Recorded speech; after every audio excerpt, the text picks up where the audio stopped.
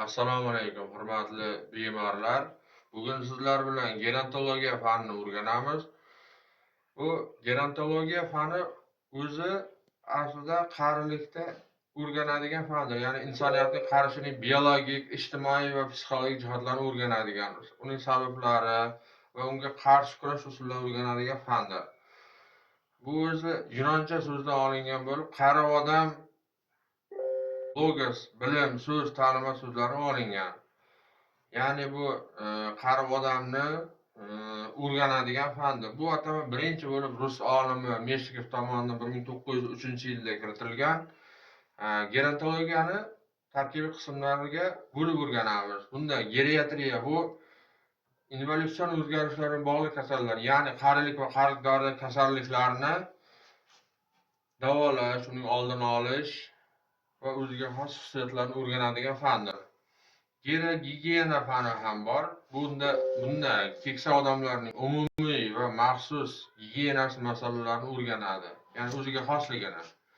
Gerontopsixologiya bo'limi ham mavjud. Bunda keksa va qariyalarning psixologik va xulq-atvor o'zgarishlarini o'rganadi. Ya'ni yoshga nisbatan o'zgarishlar bo'ladi bunda.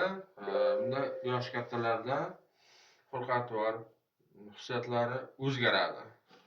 Buning uchun alohida fan gerontopsixologiya mavjud. Keyin yana biogerontologiya qarashning biologik jarayonlarini o'rganadi. Ba'zi bir biogerontologlar qarilikning o'zini kasallik sifatida ko'rib chiqish va shunga mos ravishda davolash kerak deb hisoblashadi.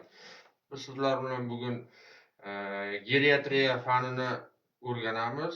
Bu asosan hozirgi kunda dolzarb mavzulardan biri bo'lib, qarilikda uchraydigan involyutsion kasalliklar, involyutsion o'zgarishlar bilan bog'liq kasalliklarni o'rganamiz. Bunda geriatriya degani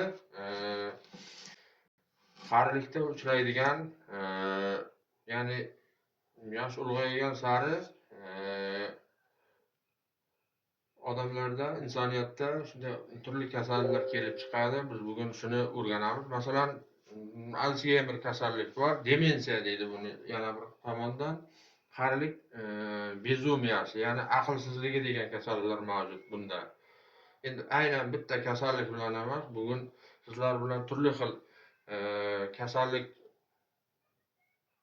turlari, turli xil kasallik sabablari, kelib chiqishi va patogenezi, ya'ni patogenezi degan kelib chiqishi bu va uni davolash usullarini. Bunda yoshi katta odamlar, insonlar o'zini qaridim ya boshqa unday bo'ldim, bunday bo'ldim degan fikrlarga bormasdan qarilikni oddiy, normal tabiat hodisasi sifatida qabul qilishni o'rganamiz.